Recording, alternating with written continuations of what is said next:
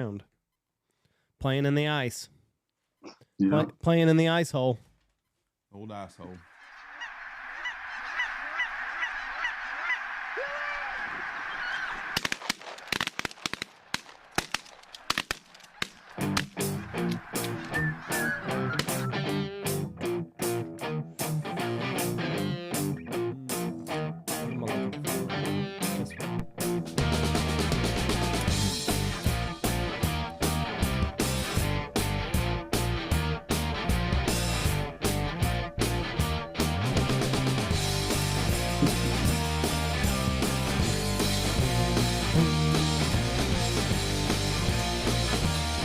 There we go.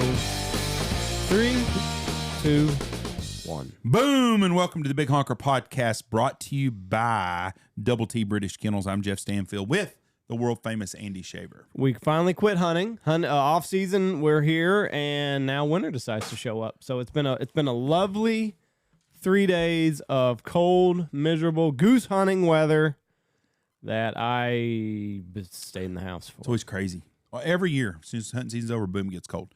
With us today, Mr. John Phelan, and he is a bee expert, and we're going to learn a lot of stuff today. And I'm excited about this. I don't know. Expert, but Oh yeah. Listen, don't sell yourself short here to our audience. You are under promise and over deliver.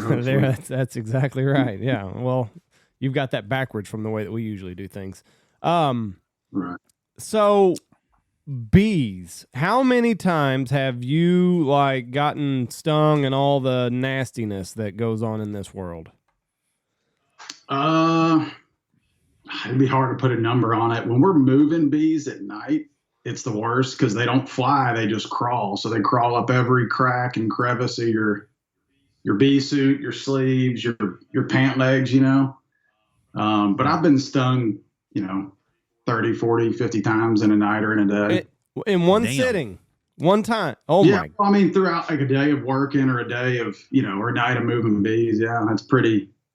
Fuck. Can be pretty common. Fuck that. Now, where at on your body? Like your arms, your legs?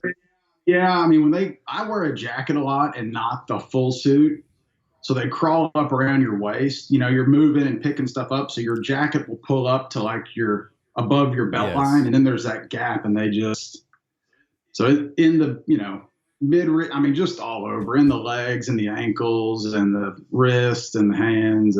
Now, have you gotten to this point where your body doesn't react to the bee sting anymore, or do you still swell up? So funny enough, I feel like it's worse now than when I started doing this 3 years ago. Really? And I have this fear that I'm become allergic to bees because probably 4 or 5 years ago, I found out I was allergic to Aleve after taking it my entire life, deathly allergic. Throat was swelling shut.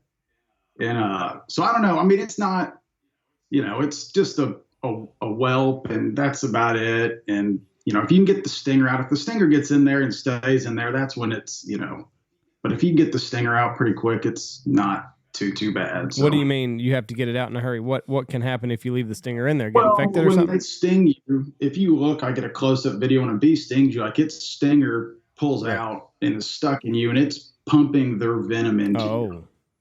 So if you squeeze it, then all the venom goes in at once. So really you want to scrape it out with credit card, a knife or a credit card or a hive tool or whatever you have handy. But it usually doesn't work like that. So. Yeah, don't use tweezers, they always said, because when you tweeze the end of it, it just right on in there. Yeah, and you get the full dose. It's rare you have time to sit there and get out a knife or your hive tool to scrape out a stinger. It's usually just leave it in there and let it go. So when you get stung, are you just doing this type deal, or are you just do you quit what you're doing and swat the bee away? I mean, it's a little of both. I mean, some of them hurt worse than others, depending on where they sting you. And a lot of times it's just they sting you, you squish it inside your suit or in your mask or whatever it may be, and just kind of keep going. So. What happened with the Aleve? How did you figure out that you were allergic to it? You had a death experience? You had a near death, your throat started closing up after taking Aleve or what? Yeah, so I'd taken it the first time was, I was in an airport and and I know you're not supposed to do this, but I took an Aleve and then I drinking I was in Panama, and I drank a Panama beer, which is like a heavy dark beer, and like got on the next plane and had like this. My tongue started swelling up and like getting hives, and I've never had an allergic reaction, and so maybe 5 months down the road, I'd gone to the doctor finally because it happened 2 or 3 more times, and every time it was after I had drank, and I would take a leave on like a, you know what I mean, a Sunday morning, and I thought it was a gluten deal. And the doctor said, definitely a gluten allergy. So naturally, I went and bought a handle of Tito's and drank that all weekend. And so Sunday needed a leave again. Took 3 a leave on a Sunday evening. And by that time, I had an EpiPen because it was getting bad. And it was like I almost had to stab myself with the EpiPen. I mean, tongue was hives, tongue was swelling up, and throat was, you know what I mean? And my part of it was probably me feeling it. That was whenever I was like, shit, it's the Aleve. And went back to the doctor, and they said, well, we can't really test for what it is, so just don't take it. So now I don't take it anymore. And I don't know if it was it might have just been from taking it more regularly. Because before that, leading up to it, I really didn't take it that often. It was like in that year, I kind of got on like a kick of like be hungover, taking a leave to help the hangover kind of deal. And it may just been, so anyway. My wife has that with ibuprofen, I think. She took it in high school one time, and her hands like whelped up, and same type thing, like her throat. They got it early enough, but like her neck like started to break out, and kind of like you're describing. But so she didn't take ibuprofen. Chemically, ibuprofen and Aleve are the same. Are they? Yes. So like I can take Tylenol, but I can't take Advil, which ibuprofen and Advil are the same, right? Yes. So Tylenol is acetaminophen. Yes. And then I guess all Advil and all those are just ibuprofen. Basically the same thing. So yeah, I can't take ibuprofen, Advil, and Aleve, but I can take Tylenol, but I try not to just take anything anymore. I don't blame you. I got some bee questions now about the business. I had a guy hunting here this weekend, and he said that his family owns some almond farms, and he goes, "There's a almonds." What? Almonds. Huh? Is that what they call them in California? That's how they say. Well, I'm in Texas. I'm gonna say You almonds. Did it all wrong. Well, almond joys have got nuts. Some Almonds. don't. They've been saying that for years, so Almonds. I'm going with almonds. So, anyways, with you and there's a big battle with the bees over the almonds in taking them everywhere else. The almond trees require a bunch of bees, correct? Yes, because they have to be artificially cross-pollinated. They have to be pollinated for them to have a fruit. So, I mean, the best way to pollinate something is with bees. And the honey that comes from the almonds is not good, right? We don't put on a honey super. We're just out there for pollination when we're out in California. Okay, so to walk us through this process. You're in South Texas, correct? Beaumont, yes, sir. That's Southeast. south, but it is damn sure east. That's the armpit of Texas. If Texas was going to God was going to give us an enema, he would do it in Houston, Texas. It's hot and moist and miserable down there, and lots of mosquitoes. Did y'all have the tornadoes? So yeah, I actually saw one of my landowners posted a picture on Instagram, and they got hit with one just the other day when we had that big storm come through. But we didn't have anything. We didn't have any problems. So y'all ship the bees to California, correct? Yes. So what's that process like? So right now, this time of year, we'll go pick up. I've got, H-2A, agricultural visa workers. But anyway, at night, we move bees at night around here because we don't have nets. So at night, they're all back in their hives. We'll load them on straight trucks, which hold 216 about is what we put on them. And we'll move those to like a big loading yard. And this time of year, we've got to switch every hive off the pallet it's on onto a new pallet because of the fire ants. During the winter, it rains, and almost every fire ant in Southeast Texas finds our bee pallets. So we got to take everything off, put them on new pallets, clean all the ants off, and then we'll load a truck. Like today, you could load them all day because it's raining and nasty and misty, but we'll load them in late in the evening, net them all and send them off to California. So now, when you say net them all, I've passed 18-wheelers before at the flatbeds, and they've got like a real thin mesh deal that goes over, and that's what you're talking about when you say netting them, right? Yep. And you'll drive them to California, and then you'll put them in the almond orchards, however big they are. How big? Like, we're talking about 100-acre almond orchard. Is that are they bigger than that, or is that an average size? What?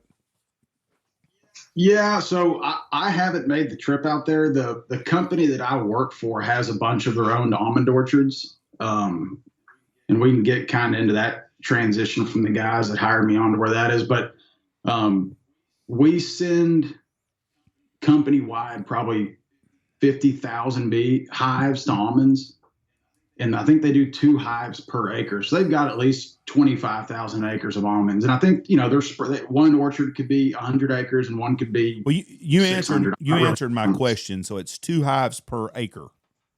Yes. God almighty, that's a bunch of beehives in. So they have the 25,000 acres of almonds. They have 50,000 beehives. Yes. Now, how many is, and this might be too hard to calculate, but how many bees are in a hive? I can't wait to watch you do the math on this. It's funny. I already did the math because I was like, I know they're going to ask this. And if I had to guess, I would say, because everyone asks the same question, how many bees are in one of those? So for us, like a hive is a double deep brood, a double deep. So like 2 of those white boxes, stacked. It's the ones you see all over the place, but it's 2 boxes. So there's 8 frames in each and a feeder. And each frame will hold, probably 2,000 bees when it's full. So 2,000 times 16, it's probably anywhere from 30 to 50,000 per hive. Andy, now do the math on that for 25 or 50,000 hives. It was 10 million. I didn't. No. I think it's going to be 150 million. Oh, I don't know. I didn't carry the 0 over. Now, do the bees ever get to like this situation where there are too many bees per hive? Like, do they work that out amongst themselves, or can they not? Does that make sense the way I'm phrasing this? Because I don't think it makes much sense to me. Yes. So bees will, if you've seen a swarm of bees, there's that lady on Instagram, the Texas bee lady that, catches the swarms and all that stuff, and she's famous, whatever. Bees that do that are overcrowded. And so what we do is, like, I'm sending all my bees to almonds right now.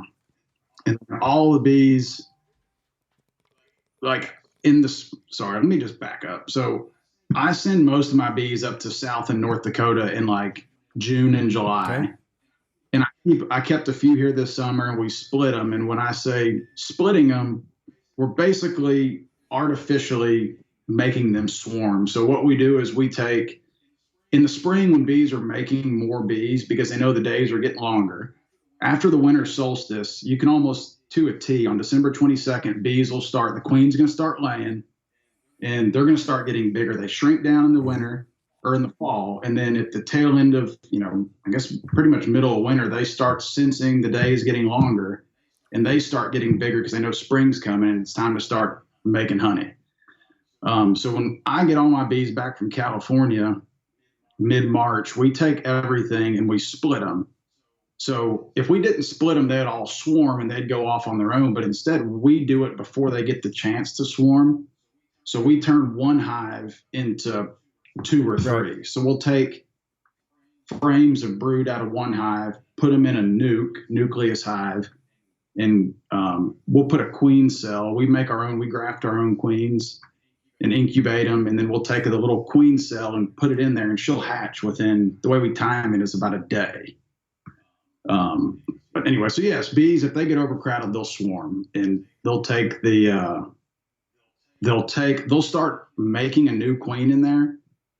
And about 2 or 3 days before she hatches, the old queen and a bunch of the younger bees, they'll swarm and they'll go make a new hive. And they're really not that successful on their own. I mean, I can't imagine the success rate is too high. So this is fascinating stuff. How do they? You said they'll make their new queen. How do they go about doing that? And how can you tell the queen bee from all the rest of the bees? She's the bitch in the middle. So the way they make She's the bitch in the middle.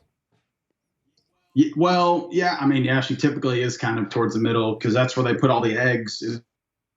But the way they make a queen is they feed every bee egg or larva gets royal jelly for the first 3 days of its life.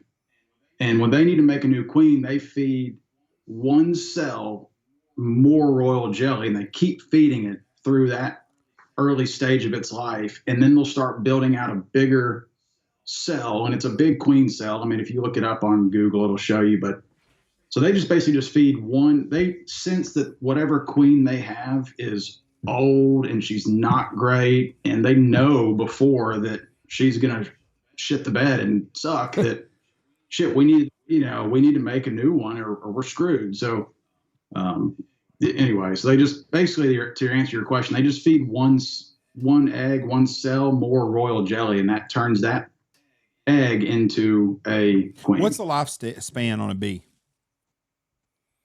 Worker bee, when they're real busy, probably 4 to 6 weeks. Like in the spring, 4 to 6 weeks, especially the bees that are flying and gathering nectar. Probably 4 to 6 weeks. And then you got your house bees that probably live longer. So I'm looking at this right now, and I can see. So yeah, when you look at like the worker cell versus like a queen cell, she's got like a double wide or maybe even like a triple wide type cell. Right. She's about double the size of a worker bee. So these bees live 4 to 6 weeks.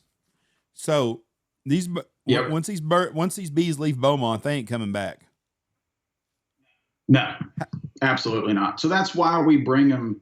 And a queen can live, 2 years pretty easily. They can live probably 4 years, but the way we rotate everything, we're pretty much requeening everything at least every other year, because stuff dies and you split them and add new queens. And but yeah, the bees that we get back from California, the reason we bring them to Texas is because everything blooms early because it's warm. It's warm earlier. You get wildflowers blooming, and we basically get them down here and just build them up, re-strengthen them, because they just don't get a lot out of Cal. I mean, all they're doing is working for nothing, So we bring them down here and try to build them up and so make some honey. So when you bring them back to Texas, you're getting honey out of them, correct?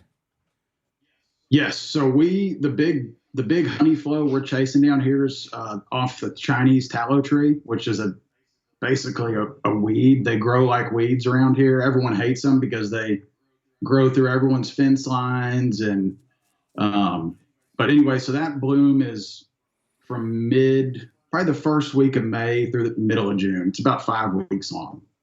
And that's where the honey is?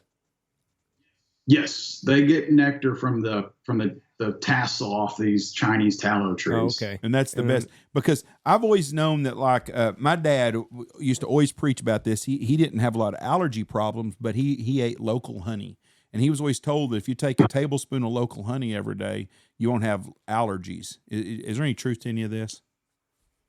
My uncle swears by it too. I don't have allergies, so I'm not a big honey eater. I eat enough honey in the month we extract for like the whole year. So I'm not a big honey eater. I get kind of tired of looking at it, but it's allegedly true. I know a lot of people that do it and swear by it. So I had a guy bring us some pecan honey, and we had some fruit tree honey, and the pecan honey I did not like. It was a real dark color, dark honey, and I was not a big fan of it like I was the fruit honey.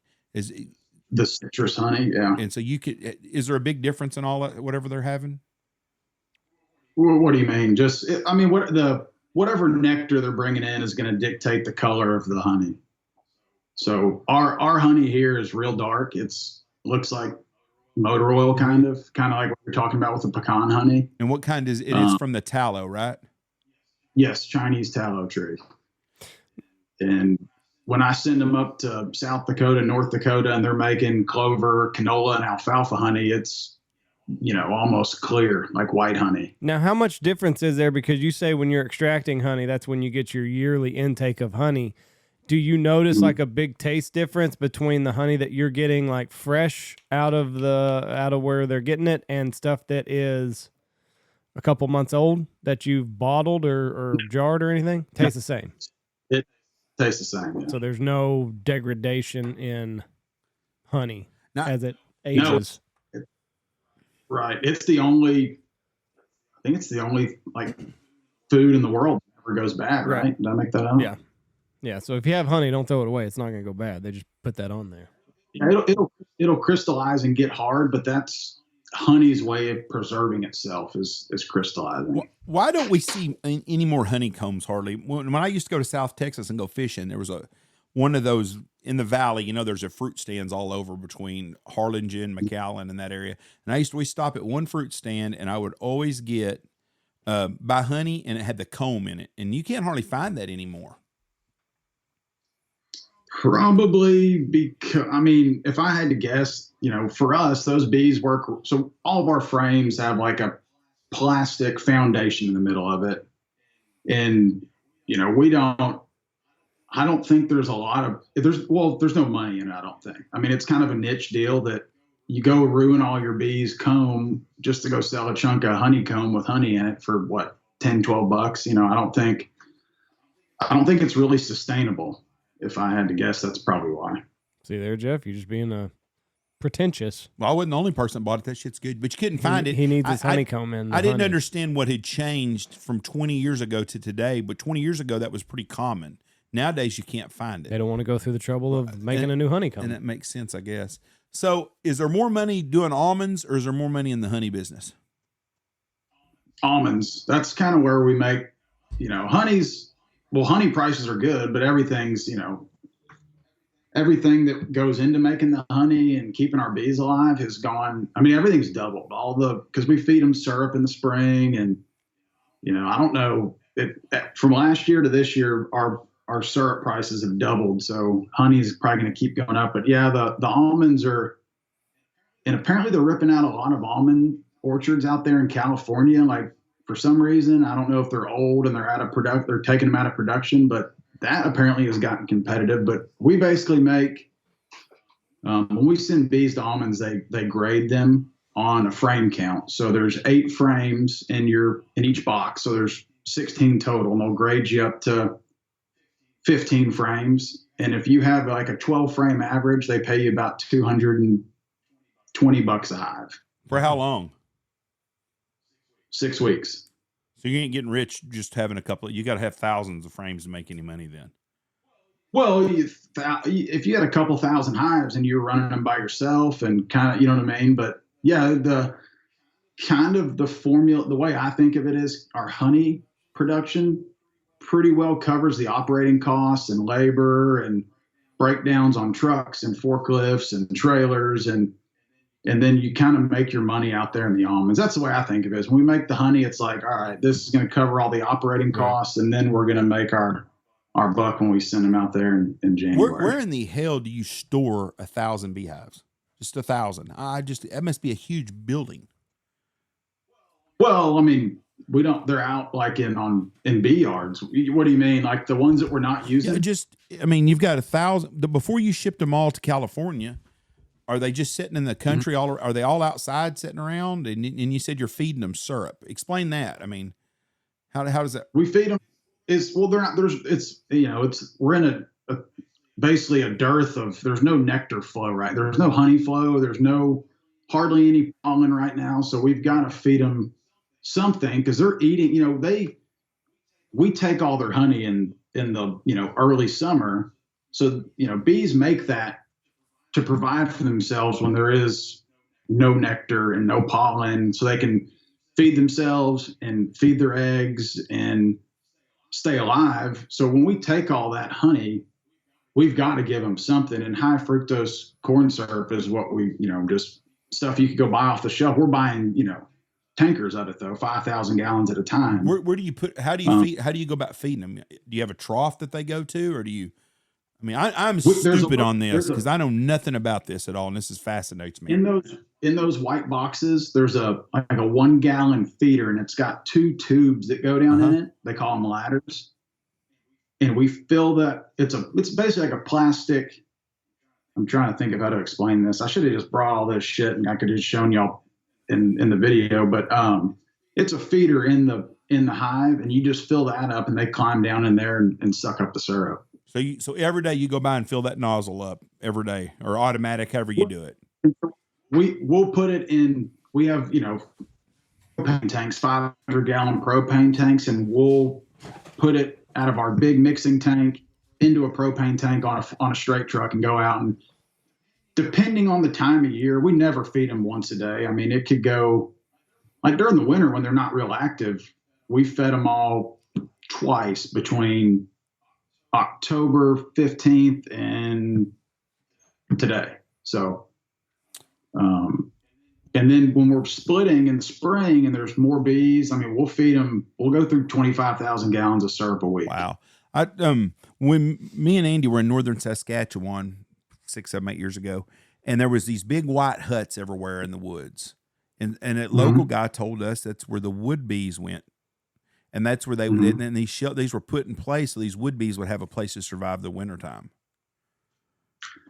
So, I mean, I've never, wood bees and honeybees are obviously completely different. On the topic of Canada, I mentioned earlier, in the winter, all the bees that I send to South Dakota and North Dakota, we put in cold storage facilities. We've got a facility in South Dakota that holds like 7,000 hives, and then we send the rest to Idaho. And the way that this cold storage came about, from my understanding, from guys up in Canada that were keeping bees, and they would bury their hives in snow during the winter because it keeps them at 32 degrees, basically being an igloo, as opposed to being exposed to 50-mile-per-hour winds and snow blowing up in their hives. And but anyway, that's just a fun little fact. Do they like hibernate where they don't move around much once winter gets here like that? Or I know that's a stupid question, but no. When we put them up in cold storage, they go dormant. They keep them at like 42 degrees, and basically the bees just form a ball around the queen and they'll keep their hive at like 92 to 94 degrees at all times, whether it's 140 outside or negative 20. How do they do that? Just by moving around, just the energy it creates? Yeah, creating friction and stuff in there. Crazy. How many, like the worker bees and stuff, will you lose if it gets really cold? Because, I mean, there's got to be some that freeze to death. Will there not be? Or do they kind of work it out to where they can all get to the center and get enough warmth? They all get in this. I mean, when you pull them out, it's when you lose them. They'll all go out and fly, and they haven't flown in 2.5 months. Yeah. And that's when you lose a shitload of bees, and then you got to build them back up. But this time of year, they build quick. I mean, when you got a queen laying 1,500 to 2,000 eggs a day, once you... Bitch is getting after it. Now, let me ask you this. Yeah. Now, this is my dumb question. When she lays that many eggs, is she carrying genetics from 15,000 different bees? No. So she'll make one mating flight, and she'll store that semen. She'll get mated by one, maybe 2 drones, and she'll store that semen for her entire life. So unless they swarm and she's got to fly, she'll never leave that box again. And so she fertilizes every single egg for her whole life with the semen she collected on one mating flight. Really? Yeah. Jesus. Where does that get stored at? I don't know. About the anatomy of bees, I'm pretty ignorant to that, but and then but so how many times will they do their dance, I guess? The one or two drones, will they like have sex one time and then that creates enough semen for her to store up to pollinate? When a drone has sex, his genitals explode and he dies. So he's one and done. Oh, that is right. I forgot about that. You don't want to be the drone. Now, what I mean, you get to eat and then just eat honey and fuck and die. So it's not terrible. You only live 4 to 6 weeks anyways. What the hell? Have you ever seen this drone like explode? His testicles explode. Like, what happens to him? Does he like have a mini bomb in his nutsack?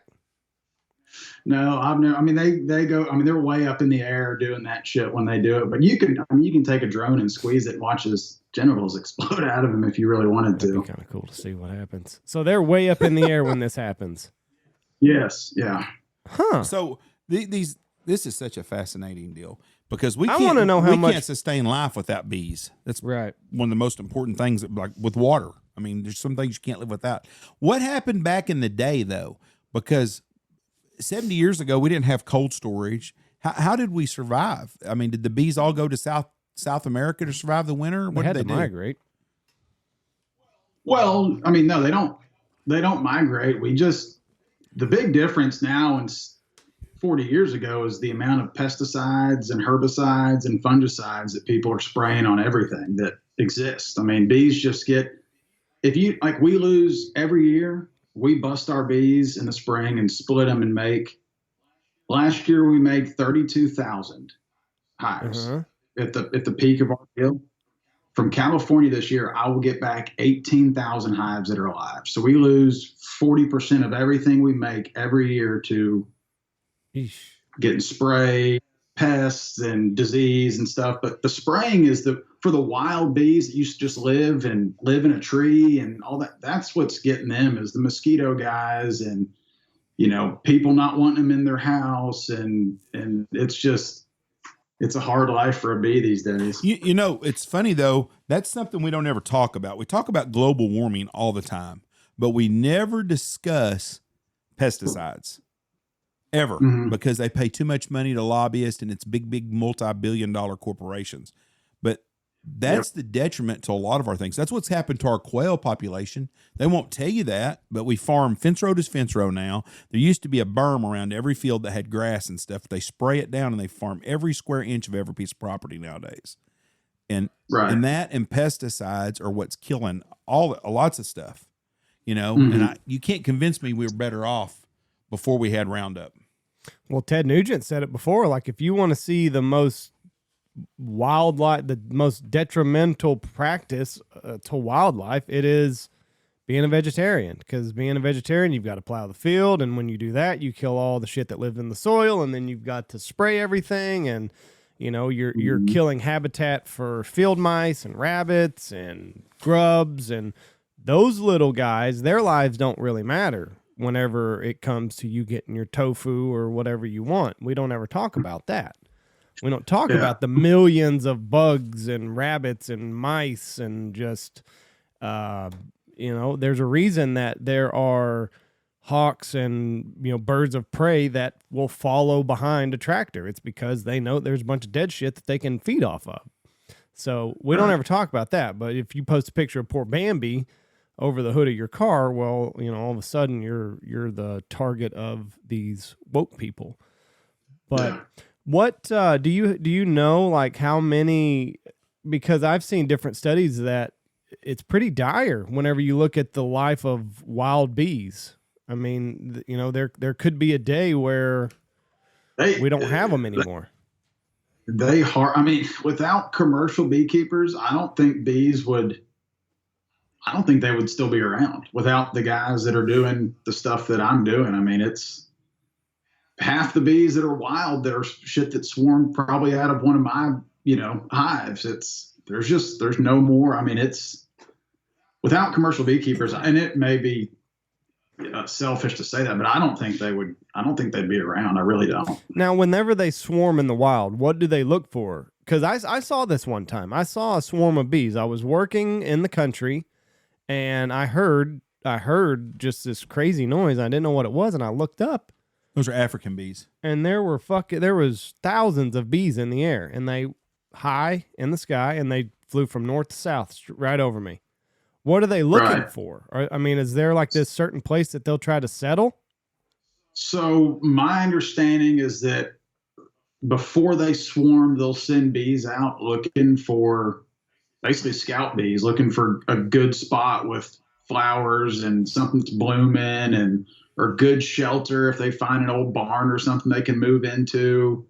And then once they kind of nail down a spot, they'll go back and they'll take the old queen out of their hive, and they'll swarm, and they'll kind of already have an area picked out that provides them shelter or a good source of nectar and pollen and all the stuff they need to start their new hive. And it's crazy to think that they have some sort of language. I mean, we'll never understand it, but I mean, they've got some way of communicating to the old queen. And then what do they take? They just take half of the worker bees, just kind of split it down the middle, and like, okay, hey, you're coming with us. So I mean, they've all got this signal to the queen bee and whoever's going to this new hive, like, hey, we riding 10. Get ready, pack your shit, we're going.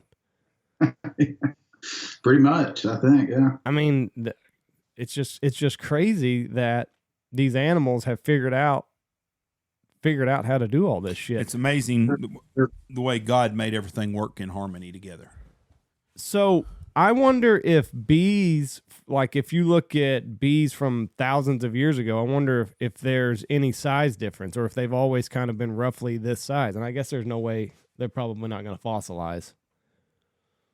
Did you not watch Jurassic Park? Who knows? Oh, that was a mosquito. They're the same exact size.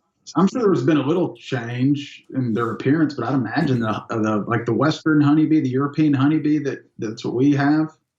Can't imagine they look that much different 1,000 years ago. Because they're pretty much the perfect animal. I mean, they're smartish. It's amazing how smart they are, and everything they do is always calculated. And I don't know. It's a good question. The Egyptians had honeybees, I think, and hives. Yes. Yeah, they found honey in tombs that was still like perfectly good, allegedly. Yeah, that's what I read. Because they made, what's that beer is it mead that's made out of honey? Yeah, mead. Yeah, you can make mead out of it. Have you ever had mead? I don't think I have. I had some of our friends made honey wine, and it was pretty good, I thought. That sounds like some hippie bullshit to me right there now. Some honey wine. Didn't you have some mead in Michigan, Andy? Yes, I did. Was it any good? It was excellent. It's pretty stout, though, isn't it? No. Well, I mean, not stout. I mean, like a high alcohol content. I think it does have a high alcohol content. My mother-in-law tried to make it, and it was a flop. So, Julie tried to make mead? Yeah. How do you do that? I guess just ferment whatever she did was not the way to do it, right? Yeah, no, she was not impressed. So yeah, I'm looking it up. Egyptians cherished honey so much, jars of the liquid gold were buried with deceased royalty to give them a sweet transition into the afterlife.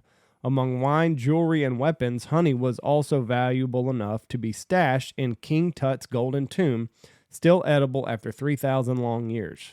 Somebody tried it. Oh, fuck yeah, you got to. One of the guys working there stuck his finger in. I got to try this. There was a guy on Rogan that ate woolly mammoth. Huh? Yeah, they found a fully preserved woolly mammoth somewhere up in the Arctic, and they cut pieces of woolly mammoth off and... That's some Ron Stanfield shit right there. Dad would have done that in a heartbeat. What God Almighty! Did he say it was good or not? He said you could tell it was thousands of years old. But somebody like took a spoon in this 3,000-year-old honey, like 100%. Yeah, I would have tried that honey. You would have? Oh yeah, absolutely. I knew a guy that they did a shipwreck deal, and they had a bottle of wine they got off an old shipwreck, been in the bottom of the ocean, and they uncorked it, and he took a sip of it. I go, how did it taste like? He said, like he'd been on the bottom of the ocean for 1,000 years. He said it was horrible.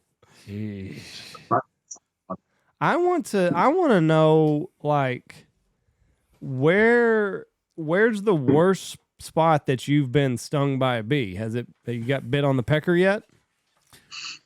I got stung in my ball sack one time. Motherfucker, that hurt. It was through my pants. So it was like I was squatting down, and so it was like my pants were tight, and it came up and popped me right through when they sting you through the pants, the stinger pulls out real quick, so it doesn't, you don't get, it didn't like swell up or hurt real bad, because it was just like if someone poked you with a needle and pulled it out. Oh, still though, like that's gotta. Now, do wasps kill honeybees or honeybees kill wasps? I know one of them does the other one. If a wasp goes into a strong bee colony, they'll wipe them out. They will. I don't think that. Yeah, I mean, it'd have to be a real weak colony of bees for them not to be able to kill a wasp or two. That's another thing. God put some things on this planet I don't understand. Mosquitoes, wasp, alligators, and Democrats. I don't understand why we have any of those. I've got an alligator skull over my right shoulder right there. Yeah, you do. That's see a that creepy ass animal. I'm telling you right now. now. Oof. I saw a video the other day, and like the bees were coming in with pollen on them, and there were some. I guess they have guard bees, and like they would basically like check every bee that came in, and the motherfuckers can tell if you're from the hive or not. That's another thing that's crazy. They all look the same to me, at least. It's all by scent. I think. Yeah. So they're racist. I didn't even know that they had noses. I didn't even know that there was a way of detecting scent. I want to know who the hell figured that out. That's what I'm saying. Like, somebody has had to spend so many hours watching these fucking bees and the way that they interact to know that there's this hierarchy system. Right. So now, do y'all go to the fruit groves like in South Texas? Do y'all do that kind of stuff also? In Florida? No, we only pollinate almonds, and then we just so our cycle is almonds right now, mid-March. I'll get all the bees back, split them, and then starting about mid-May, I'll start shipping some to South Dakota. I'll make a honey crop. Once I pull all the honey off, I'll send pretty much the rest of them up to North Dakota. And we're getting that bloom in South Dakota. It's a little earlier than North Dakota, then hit North Dakota a little later in the summer. And then from there, all those go to cold storage, and I keep a few around here for the summer. And now, South Dakota is the number one honey producing state. I did read that the other day, and I think North Dakota is 2 and Montana is 3. So when you ship these bees to South Dakota, is there a farmer that you've got a deal made with that you can drop them off there, or are they paying y'all to bring your bees there? So the guy that hired me on with this company that I work for, him and his brother they sold out probably 6 or 7 years ago. They were bringing bees to almonds as long as I've known them, for 22 or 3 years. And 6 or 7 years ago, one of these big almond companies said, "Hey, we just want to buy y'all's bees and y'all come work for us." So basically he's there's a guy in South Dakota that he's my counterpart. So I take care of him in the spring down here, and then I send him up to him in the summer. And he's got all of his, bee yards that he's had for 20, 30 years up there, and he handles all that. Well, what I'm asking, do you have to pay rent to put your hives on people's property, or do they? Yes. So it varies. I mean, we pay for a good year-round access down here. We pay about $3 a hive. So like that's one that you can pull an 18-wheeler in and unload. And then some of the yards, if it's just a little honey yard, we may just give the landowner some honey or $1 a hive or something. And I think up there in the Dakotas, that's what it's like, $1 a hive, and they give them a couple cases of honey to each landowner. So if I've got 500 acres in the Dakotas, you're going to put 500 hives on my property. When they're making honey, probably not that many that close together, because there's, you want to give them space to forage and have enough for all the bees. So, I try to keep my yards at least a mile apart, and we'll put in the spring when we're making honey, I'll put anywhere from 100 to 400 on a location, depending on the density of the tallow around it. And how long will they stay there? They make honey only for about 5 weeks, 5 to 6 weeks, and then we pull it off and extract it all. So whoever owns that yard, that farmer's going to make about $1,000 for 5 weeks.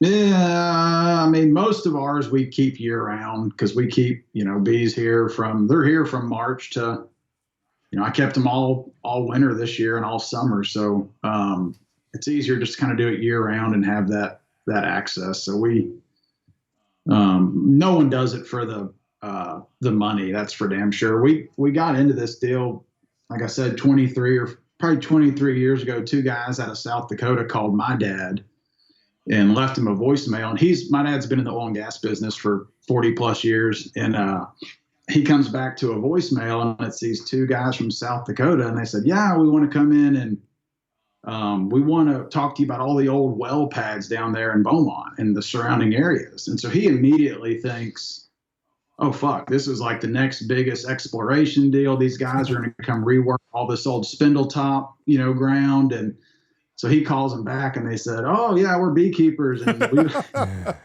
and he goes, "Fuck that. I'm not, I'm not meeting with y'all." And they said, "Let us just come in and talk to you."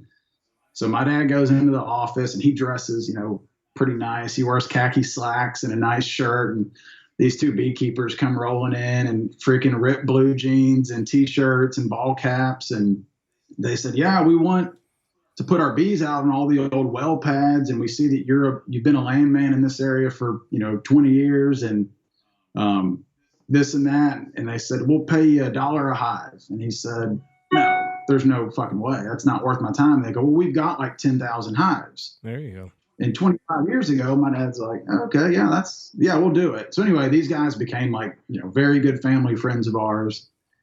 And so that's how I ended up getting into this deal. I was in the oil and gas business for 8 years and got laid off during COVID. And timing worked out. They called and said, "Hey, do you want to come run this Texas deal?" And I always begged them to hire me, and they never would. When I was like getting out of college, I'm like, "Hire me." Like, no. You can come drive a truck. Come haul honey for us. Get your CDL, haul honey, do this, do that. And I was like, I just want to be around. I mean, I always dreamed. I think it's the coolest job ever. I love doing what I do. And so when they offered it to me, I took a massive pay cut to get out of the oil and gas business for something a little more stable. But if you like what you do, passion's the key. Okay, I watched the show Rotten. Yeah. Have you seen it? Yes, and parts of it, yeah. and it's got water on there, and honeybees are one of them, and that's a cutthroat business, and there a lot of vandalism goes on this business. Have you dealt with any of that?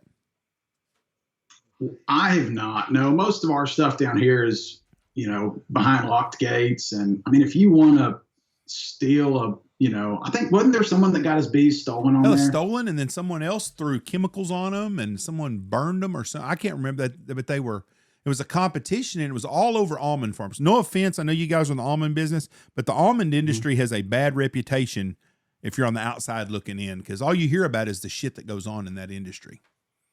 Yeah, no, I mean, I'm not really in the almond industry. I'm in the bee industry, but I mean, the company that I work for does own, tons of almond orchards, but we don't. I remember years ago they had some pissed off landowner that ran over a bunch of their hives with a tractor because they were in a spot he didn't want them. But we've pretty much been on all the spots where we have for so long that I don't think people even think twice when they drive by them and think if they could vandalize them or steal them. I mean, you just kind of got to be. I don't know what you would do with a beehive if you did steal. Yeah, no, that's no shit. We just go put it in the backyard. Yeah, you'd have to fucking get a bee suit, and then you'd have to go fucking steal it at night. And it's like, is that really worth it? Just go buy a $3 bottle of honey from the yeah, no shit. If someone wanted to steal it, I'd just probably fucking give them one. I mean, just take it. I've never heard of nobody shoplifting fucking honey ever. Yeah, that's ribeyes. But by God, they'll go steal a whole hive of bees. I had a lady one time steal a bunch of lunch meat in Knox City.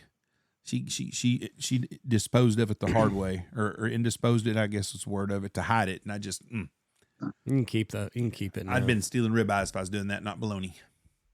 I think that deal on that Rotten episode when they stole them, it was like some guy that was, we put all of our hives on, they're on 4-way pallets that we move them with forklifts. And I think that was more of a, someone already had and they were just real crooked pieces of shit. And like they were set up where they could steal, I could go, if I wanted to, I could go steal 216 hives from someone around here probably in fucking an hour. You know what I mean? Like load them up, batten down the hatches and be out of there. No one would ever know. I wouldn't do that. But like, if you're set up to do it, you could do it pretty easily. But I know there's only about 2 or 3 beekeepers around here. And we all know each other. So, I mean, there's a lot of shitty people in the world out there that'll do stuff, and I don't.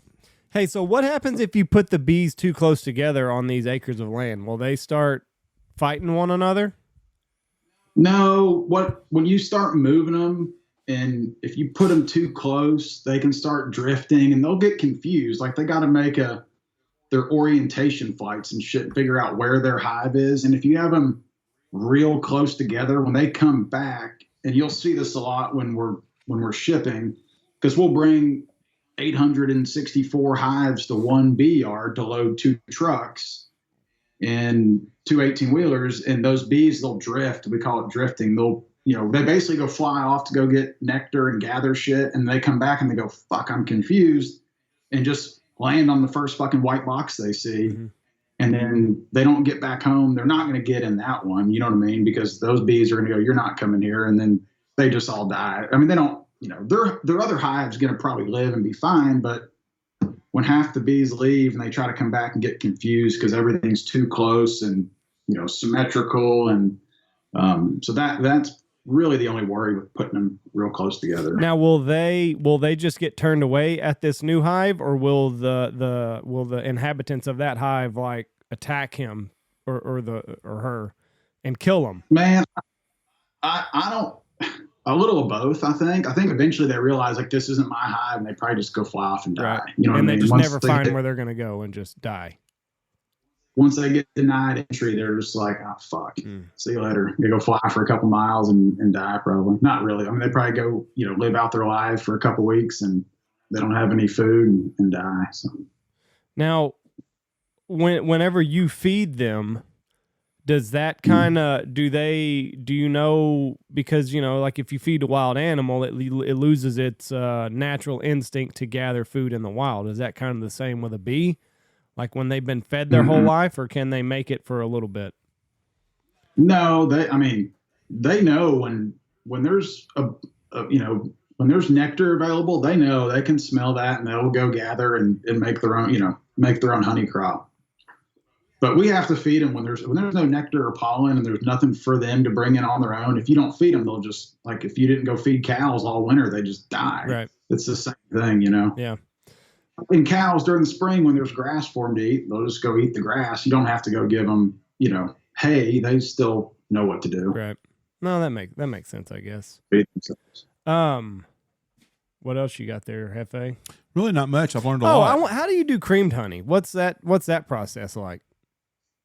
So they take crystallized, really tiny, when honey crystallizes, it's like real gloopy, clumpy crystals, and it's like hard to get back. So they take really tiny honey crystals and blend it into honey, and it keeps the honey it basically crystallizes it into tiny crystals instead of big ones. So it's just really fine crystallized honey is what it is. Okay, so there's no expiration date on honey. Is there an expiration date on creamed honey? No, same because thing? it's all they're adding is crystallized honey right to the regular, just your honey, and blending it in. I got honey in the cupboard that crystallized. What do I do with that? Just chunk it? It's a pain in the ass. No, I mean, it's pain in the ass. Fucking squeeze it. Yeah, and that's the problem. Like if you have it in a glass jar, you can just put it in like a pot of water, you know what I mean, on the stove, right, and heat it up. But everything's in plastic bottles now, and it's just, or I don't really know what good. I mean, I guess you could put it in like squeeze it all into something and put it in like like how you melt chocolate, kind of like a double boiler. Because those plastic bottles, you can't put them in a pot of hot water. It melts the plastic, and you can't put them in the microwave. So. You asking about? I'm fucked. Is that creamed honey you asked about? Yeah, I asked about creamed honey. It's whipped honey. Huh? Whipped honey, creamed honey is the same thing. Okay. Same That's thing, a big thing in Canada, though. It's huge up north. You don't find it down here ever. Yeah, it's very hard to find. I've got a bunch.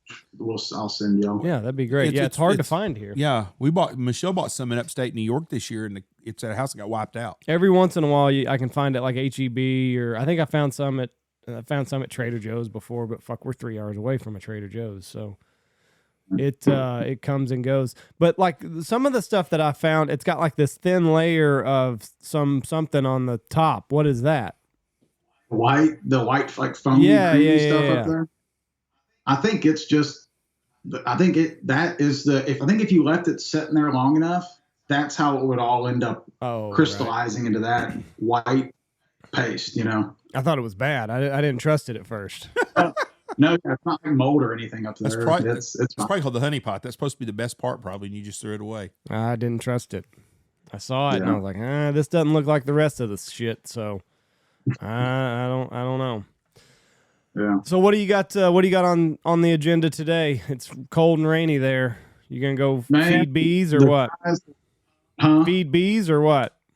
No, the guys are fixing pallets, and we're fixing to start we dip all of our lids in pallets and paraffin, and just doing shop work today. We'll go group up some bees tonight, bring them to the loading yards. And we loaded a truck last night, and I got a call from their dispatch like at 5:30. We were just stapling the nets, and they said, yeah, unload them because it's too icy. So I guess the roads are bad out y'all's way. The Dallas area is horrible. Yeah, From Dallas is really bad. Wichita Falls to Dallas is impassable now. Yeah. It's going to be that way for 3 more days, I think, in Oklahoma City. I think it's going to miss us, so. It's not going to miss us. It's not even supposed to hit here till tonight. It never was. Andy's going east. Andy's going snow skiing. I talked to your wife a minute ago, and she said, tell Andy to back our trip up one day. I go, that's the smart thing to do. It's going to be 50 degrees the day that we're leaving, so we're not about 3 o'clock in the afternoon it will be. I just looked it up, 10 a.m. Good luck, Andy. Thanks. Where y'all head, Angel Fire. We're going to leave Thursday, and we'll be back the 6th. They will never make it in time to get their ski rentals on Thursday. They can back it up one day, and everything will be fine. But Andy's too hard-headed. Me and Jesse have already discussed this. She goes, tell him to back it up one day. We have a whole day there. Instead, they're going to leave here about noon on Thursday, and they're going to get there about 9 o'clock at night. And then we'll just get our ski rentals the next morning. If hard-headed fucker, I'm telling you. Who you picking to win the Super Bowl? How's the snow up there, Andy? None. They make their own at Angel Fire, so I can look it up real quick. There's always a percentage on. There it is, right there. They've had a lot of snow, hadn't they? They've got like 60% of their trails. Yeah, so there's 80 plus. Is their base? 80 plus ski trails are open. What's their base snow? Trying to find it. I thought they had a big snow a couple weeks ago up there, though. And they might have. Oh, wait a second. No, that's not it. That's the. Who you picking to win the Super Bowl? Package. Who, me? Yep. Man, I guess Mahomes. I'm a tech guy, so got to go with Patty Mahomes. What did you think about the game the other day? Did you think, boy, the Cincinnati fans are whining. I mean, absolutely whining.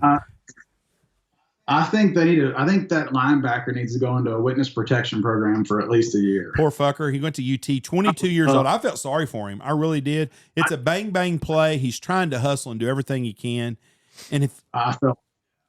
Did you see the video after when his teammate that was like it was his last year? I felt that kind of gave me chills. I felt bad that was just a shitty situation. I felt sorry for him, and I saw a tweet today by Terrell Owens, and he said, T.O. said, he goes, the real leader on that team is that teammate of his that went out there with him. He said, everybody makes mistakes in big games.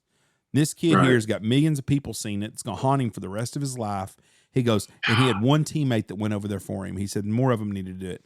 You know what? Hold on. Just look. Angel Fire's 90%. All of the trails are open. 72 out of 81 trails are open. All lifts are running. 34 inches base. That's low then for normal. So you look at.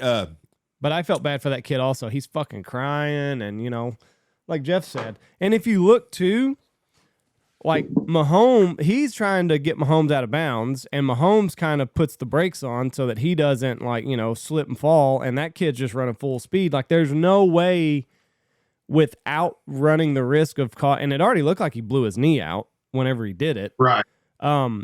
There's no way that this 260, 70-pound guy running full speed could have stopped on a dime and not avoided that collision without just fucking wrecking something in his body.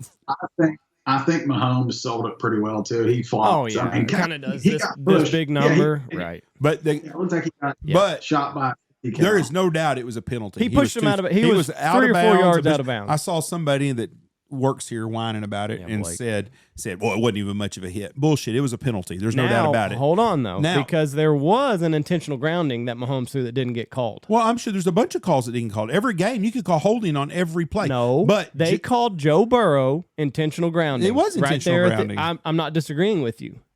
Mahomes threw a ball that did not cross the line of scrimmage, and it did not get anywhere near Kelsey. It was 7 yards short of where Kelsey was. I'm not saying so. That could have been an intentional grounding call. Here's the deal: get called. Super cousin Joe Burrow had every opportunity to win the game, and he did not do it. I agree. He had the ball with the chance. Big dick jock Block, whatever his name is, he had his chance. He did not come through. Well, he didn't even complete a pass on that last drive. There were some foolish penalties on that drive. They got a lot of holding calls and all this other stuff. But he had a chance to win the game. You can't tell me that here's the deal. He had a chance to win the game. And I'm like you. I'm a Tech guy. I like Mahomes. I like Burrow. I wanted a good game. Any game that the flags start coming out in the last half of the fourth quarter, I'm against. So just for that reason right there alone, the game left a bad taste in my mouth. I told Michelle during the game when that kid pushed him out of bounds, I said, fuck. I said, this is a shitty way to end a game. Right. Well, what do you mean it's a penalty?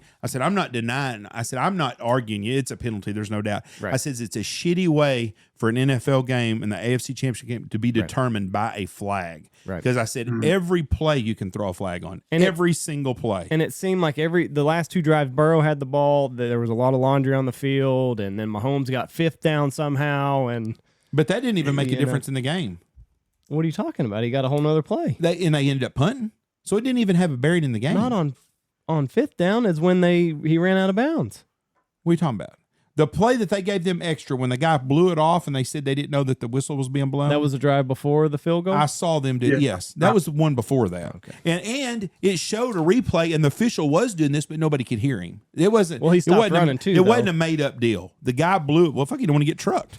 But I mean, but that was the right call to make. Right. But they punted the ball, so it didn't have any bearing on the game. Oh. Joe Burrow had a chance to win the game. He did. And he didn't, and he did not go down and perform. 1,000%. Great football team. It sucks that it is going to come down on a flag deal.